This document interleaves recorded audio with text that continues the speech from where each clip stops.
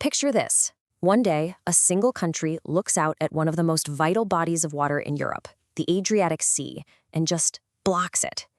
What if a seaway that's connected trade, tourism, and naval power for literally thousands of years is suddenly sealed shut by Croatia? I know, it sounds kind of absurd, right? Like something out of a movie. But the deeper you dig into this, the more terrifying and honestly fascinating it gets. Because the Adriatic isn't just water, it's a literal lifeline. So let's drop right into day one of this crisis. You're standing on the deck of a cargo ship coming in from the Mediterranean, and suddenly you're forced to cut your speed.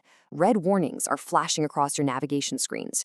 Coastal authorities are barking out new restricted zones over the harbor radios, and those channels, usually just buzzing with boring, routine chatter, are suddenly full of this crackling, intense panic. Just like that, the entire eastern arm of the Mediterranean, right there between Italy and the Balkans, is completely shut down. And hey, that shock wouldn't just stay out on the water. It hits the shore instantly. Imagine local fishermen staring out at the horizon, realizing the sea they've trusted their whole lives is suddenly off limits. Or think about the tourists hanging out on those stunning beaches in Split, Dubrovnik, Zadar, and Rijeka. They'd feel this weird, eerie shift in the air long before the actual news broke. And when those headlines do hit, it's going to be a global tidal wave. Croatia has blocked the Adriatic. To really wrap our heads around what that means, we need to look at Section 1, the trade choke point. Let's get into the immediate economic fallout. Here's the thing you have to understand. Our global shipping network is incredibly, almost dangerously fragile. Sure, the Adriatic might not be the single busiest ocean on Earth, but it is an absolutely vital cargo corridor. Major Croatian ports like Rijeka and Ploče, not to mention the Italian ports right across the water, completely rely on open ceilings. If you restrict that access, ships have to immediately reroute or just drop anchor indefinitely. Suddenly, a boring piece of customs paperwork turns into a massive geopolitical weapon. We're talking instant spikes in fuel costs, nightmare port congestion, and a complete meltdown for insurance companies. And this creates a brutal chain reaction on land. It goes exactly like this. Step 1, a ship gets delayed. Step 2, the warehouse doesn't get its parts, which means the factory literally stops working. Step 3, retailers face instant empty shelves. And step 4, well, that hits you and me. Consumer prices absolutely skyrocket. It really goes to show that sea access is this invisible foundation holding up our modern lives. We honestly never think about commercial shipping until it stops. Then, suddenly, grabbing a simple product off the shelf feels like a luxury we just can't afford. But honestly, the economic headache is just the start. That brings us to Section 2, the political storm. This is where the diplomatic and military crisis kicks into high gear. Because as we all know, water doesn't respect land borders. Look at the neighboring countries. Slovenia has this very small but incredibly vital access to the Adriatic, and they'd feel the squeeze immediately. Bosnia and Herzegovina, they've got a tiny coastal outlet near Nam, and that would be thrown into absolute chaos. Over in Montenegro, they'd be sweating a sudden, massive shift in the naval balance. And Italy, sitting right across the way, would watch its maritime traffic, goods, and entire defense posture get entirely upended. What starts as a local blockade instantly balloons into a full-blown Mediterranean crisis. Now, the absolute kicker here is that Croatia is a member of both the European Union and NATO. The EU would be on the phone demanding immediate guarantees, while NATO partners would be on high alert over freedom of navigation. The emergency calls would be frantic. You'd have international law experts on every single news channel arguing about exclusive economic zones and innocent passage. And if Croatia enforced this with their military, well, putting naval patrols and radar tracking into such a narrow sea creates these highly volatile pressure points. There's barely any room to maneuver. One misunderstanding, one warning shot, or one accidental collision, and this thing spirals completely out of control in minutes.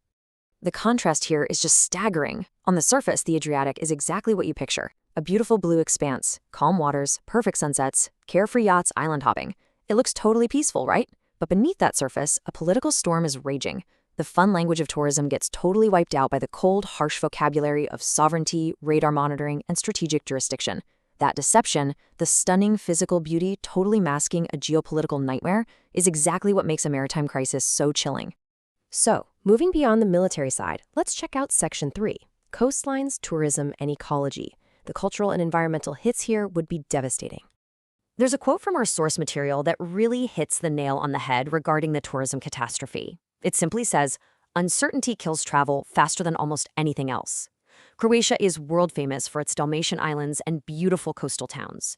Millions of people go there for the crystal clear water. If the sea was suddenly blocked off, tourism would flatline instantly.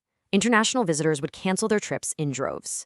Not necessarily because they think the water itself is dangerous, but because that foundational trust of safe travel is just gone.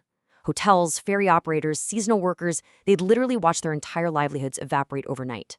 And ecologically, these seas are super fragile living systems. On one hand, ship noise might actually drop locally, but congestion and pollution would skyrocket everywhere else as ships scramble to reroute. Fishing quotas and coastal wetlands would be totally thrown out of whack. But honestly, the deepest impact might be psychological. For the locals, this sea is their home. It's their tradition. If it gets blocked, that unwritten social contract of a shared open space is completely shattered. The coast stops being a welcoming way of life and morphs into a rigid political tool. Which forces us to zoom out to Section 4, the power of geography. Let's look at the strategic why behind all of this. So why on earth would a government actually take a step this drastic? Well, it would likely come down to enforcing some sort of territorial order, or maybe trying to gain a massive upper hand in a political or resource dispute. It could even be an extreme measure to manage a migration crisis or a severe environmental disaster. But here's the catch, and it's a big one. A state that tries to lock down a critical waterway is taking on an unbelievable amount of economic risk and diplomatic isolation. You just don't close a sea unless you're fully prepared for a massive fight. The risks for the country blocking the water are easily just as high as for the countries being blocked.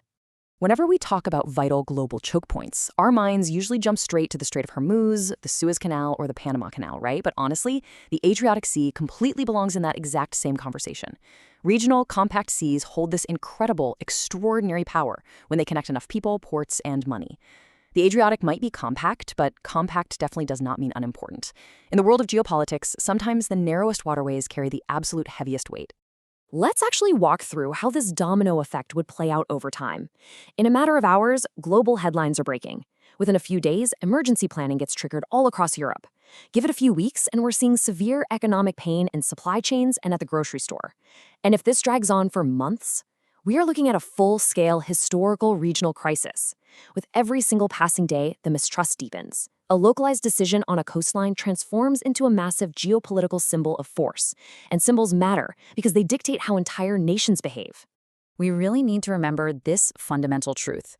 Beautiful places are very often powerful places. For a lot of us, Croatia just means gorgeous beaches and summer vacations. But hiding right beneath those vacation postcards is a strategic position that empires and kingdoms have fought over, traded through, and defended for centuries. A blockade like this would completely rip away that deceptive beauty, exposing the fragile, high-stakes machinery of global trade that's operating right beneath the surface.